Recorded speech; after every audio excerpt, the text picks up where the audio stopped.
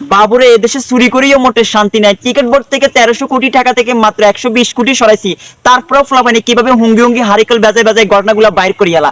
পাপন ভাই থুইয়া গেছে, আমি পাপন ভাই ছোট ভাই কিয়া ফারুক ভাই মাত্র 120 কোটি সরাইছি, তাও বাজি আবার রিয়াসাত আজিম এটা খুঁটি খুঁটি বাইর করিয়া লাগবো। এখন কত হলো যে বাবুরে বাবু এখানে সেভে রাখছি আর টাকা এগুলা মাত্র 120 কোটি টাকা, 1300 কোটি টাকা থেকে 120 কোটি মারছি, আর বেশি তো মারি না। কি কইছি কথা বুঝছেননি? তোরা তো পোলাপাইন দৌড়ে ফেলতেছস। কি অবস্থা ভাইয়া?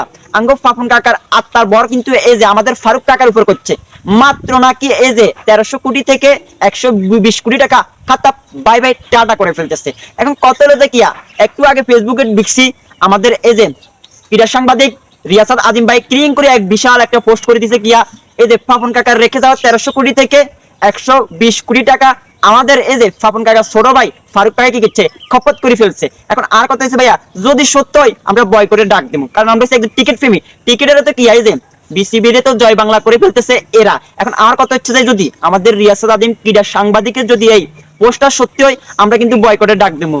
আমরা এর ক্ষমতায় বসে পারলাই আমরা হাজার হাজার টিকিট ফেমিরা কি করছি আমরা আন্দোলন সংগ্রাম করছি। এখন আমাদের ফারুক কাকা কোথায় আছে? রিয়াসাত আজিমে কিন্তু এই যে সেরাক বাজায় বাজায় খুঁজতেছে মাত্র 120 কোটি মারি দিছে। কি কিছু কথা বুঝছেনি? তিনি আবার একটা ব্যাংকের নাম মেনশন করছে, মেনশন বলতে মানে এম দিয়ে শুরু, মার্কেটাইল ব্যাংক না কি কি অনেক ব্যাংকগুলো আছে। এখন আর কথা হচ্ছে ভাইয়া সুযোগের অভাবে কিন্তু সবাই ভালো। কি কিছু কথা বুঝছেনি? কিছুদিন আগে এই যে বিসিবির আস্তে করে কি লড়া দিছে, এই যে দুদুকে লড়া দিছে। এখন দুদুকের চাইতে বড় দুদুক হচ্ছে যে রিয়াসাত আজিম। এখন কথা হলো যে কাকা আমরা আন্দোলন সংগ্রাম করি, আমরা চেয়ারে বসাইছি, যাই হোক আমরা তো এটা সতীর্থতা ধরে রাখতে পারেন না। এটা তো আমাদের টিকিট প্রেমীদের কিয়া কপালে লাথি মারলেন এবং টিকিটকে জয় বাংলা করার সিদ্ধান্ত নিতেছেন। কি কইছে কথা বুঝছেনি?